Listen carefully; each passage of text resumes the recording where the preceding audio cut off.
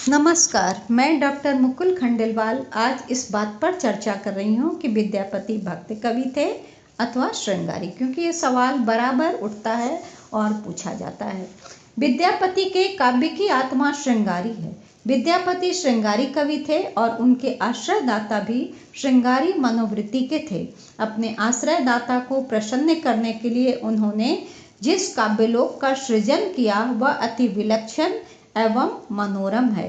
उनके काव्य में एक ओर यौवन की उद्दाम तरंगे हैं तो दूसरी ओर सुमधुर संगीत की ध्वनि गूंजती है। इसी में उन्होंने अपना सारा जीवन व्यतीत कर दिया।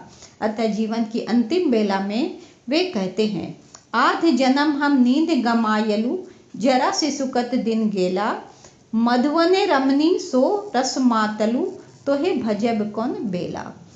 सत्यता तो यह है कि अंग्रेजी कवि बायरन के समान ही विद्यापति यौवन के दिनों को ही गौरव के दिन समझते थे। उन्हीं गौरव के दिनों में उन्होंने पदावली का सृजन किया और आज पदावली की आत्मा चीख चीख कर पुकार रही है कि मेरी आत्मा श्रृंगारी है, तुम मुझे मेरे वास्तविक रूप में क्यों नहीं अपनाते, मेरे ऊपर व्यर्थ में भक्ति का आवरण क्यों डाल रहे हो। अतः विद्यापति की जो पदावली है वो मूलतः श्रृंगारी रचना ही है।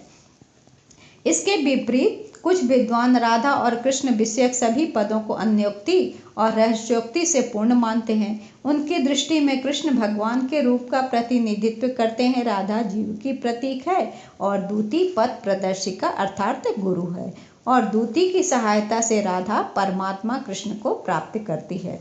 हिंदी साहित्य में इसे माधुर्य भक्ति के नाम से अभिहित किया गया है। प्रोफेसर जनार्दन मिश्र इसी माधुर्य भक्ति की विद्यापति में झलक पाते हुए लिखते हैं, विद्यापति के समय रहस्यवाद मत का जो मत था वो गौरों का था। उनके प्रभाव से बचकर निकलना तथा अन्य किसी निकटस्थ मार्ग का अवलंबन करना अभिष्ट न था, अथवा तुलसी के समान अपने विरुद्ध जाने की शक्ति उनमें न थी। इसलिए स्त्री और पुरुष के रूप में जीवात्मा और परमात्मा की जो धारा उमड़ रही थी उसमें उन्होंने अपने को बहला दिया। प्रोफेसर जनार्दन मिश्र और आनंद कुमार स्वामी ने इनके अनेक पदों की तुलना संत कवियों के पदों से कर इन्हें संत कवियों की कोटि में बैठाया है, परंतु यह व्यर्थ की खींचातानी है। विद्यापति को भक्त सिद्ध करने का थोथा प्रयास है। दूसरी ओर हम शिवनंदन ठाकुर के विचार को देखते हैं। उन्होंने बताया है कि विद्यापति के जो पदावली है उसके पदों का पाठ पूजा के समय तो नहीं होता, परंतु विवाह के समय मिथिला में स्त्रियों द्वारा आज भी इसका गान किया जाता है, और उस समय इन पदों का उद्देश्य मात्र वर और वधू में रसिकता उत्पन्न करना होता है, कोई भक्ति भावना उत्पन्न करना नहीं होता है। विद्यापति को भक्त मानने वाले डॉक्टर ग्रियर्सन भी हैं। डॉक्टर ग्रियर्सन ने अपनी पुस्तक मैथिली कृष्णामेथी की भूमिका में लिखा है, विद्यापति के काव्य पर यूरोप की रुचि के अनुसार विचार नहीं किया जा सकता और शीघ्रता से उस पर यह दोष नहीं लगाया जा सकता कि आत्मा और परमात्मा का प्रेम वर्णन करने के लिए व्यभिचारों का प्रयोग किया गया है। पश्चिम के ठंडे देश के निवासी ईश्वर प्रेम को पिता और पुत्र के अटूट प्रेम का रूप देकर संतुष्ट रहे, परंतु गर्म देश के निवासियों ने आराधक आराध्य को राधा कृष्ण का रूप दे डाला। डॉक्टर ग्रियर्सन के स्वर में स्वर मिलाकर डॉक्टर नगेंद्र नाथ गुप्त का भी कहना है कि पदावली का सार यही है कि जीवात्मा परमात्मा को खोज रही है और एकांत स्थान में परमात्मा से मिलने के लिए चिंतित है। साधक के मार्ग में अनेक बाधाएं आती है और वह उसकी चिंता न करता हुआ अंत में उस एकत्व में लीन हो जाता है। विद्यापति जी की राधा घनघोर वर्षा में जबकि भयानक शब्द करता हुआ वज्र गिर रहा है, सांपों को पैरों से कुचलती हुई अपने उद्देश्य को पूरा कर लेती है और अंत में प्रियतम से मिल जाना ही उसकी सफलता है। इसी प्रकार नगेंद्र नाथ गुप्त ने समस्त पदावली को व्यंग्यार्थ से पूर्ण बतला दिया। उन्होंने सारे के सारे पदों को कीर्तन के पद कहा है और उन पदों को भी इसमें ले लिया है जिसमें राधा कृष्ण का नाम तक नहीं है, और कुछ ऐसे भी पद हैं जिसमें कि कहीं आप भक्ति की झलक नहीं देखेंगे। जैसे मैं एक उदाहरण दे रही हूँ, कामनी करे सनाने हृदय हृदय हनय पंच बाने, जैसे स्थूल श्रृंगारी पदों को भी कीर्तन के पद कह दिया गया है। महामहोपाध्याय श्री हर प्रसाद शास्त्री पदावली के पदों को कीर्तन के पद स्वीकार नहीं करते, क्योंकि उनके विचार से कीर्तन की परंपरा विद्यापति के लगभग 200 वर्षों बाद प्रारंभ हुई। विद्यापति के कुछ पदों को जैसे अभिसार, मान, दूती आदि में भक्ति की भावना को खोजना वस्तु स्थिति से मुख मोड़ना है। स्वयं विद्यापति जब राधा कृष्ण को अपना आराध्य नहीं मानते तो अन्य व्यक्तियों को क्या आवश्यकता है कि वे उन्हें उनका आराध्य माने और व्यर्थ में उन श्रृंगार के पदों को भक्ति के पद बताने के लिए माथापच्ची करें। विद्यापति को भक्त मानने वालों का एक तर्क यह भी है कि प्रारंभिक काल में विद्यापति के हृदय में भक्ति की लता पल्लवित नहीं हो सकी। यदि विद्यापति के हृदय में भक्ति का अंकुर न लहलहा रहा होता तो वे अन्य भक्ति परक ग्रंथ कैसे लिखते। अन्य ग्रंथों में उन्होंने शिव, दुर्गा और महाशक्ति की जो वंदना की है वह नहीं कर पाते।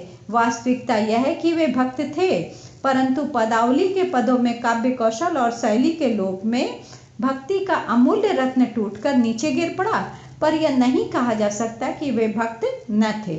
उनके हृदय में भक्ति का आवेग अवश्य था।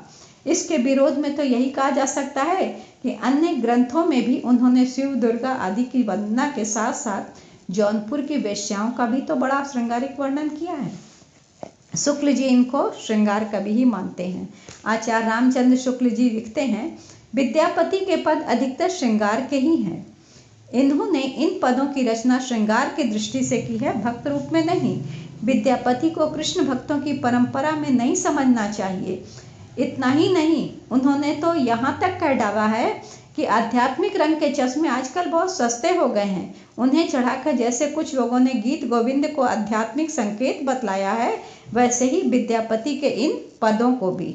अतः शुक्ल जी विद्यापति को भक्त कवि स्वीकार नहीं करते। डॉक्टर राम कुमार वर्मा ने भी अपनी पुस्तक हिंदी साहित्य का आलोचनात्मक इतिहास में लिखा है, विद्यापति श्रृंगारी कवि थे और उनका संसार ही दूसरा था।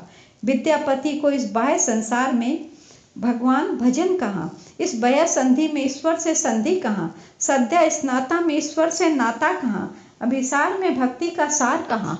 उनकी कविता विलास की सामग्री है, उपासना की साधना नहीं। हम उन भावों में आत्मविस्मृत हो सकते हैं पर हम में जागृति नहीं आ सकती।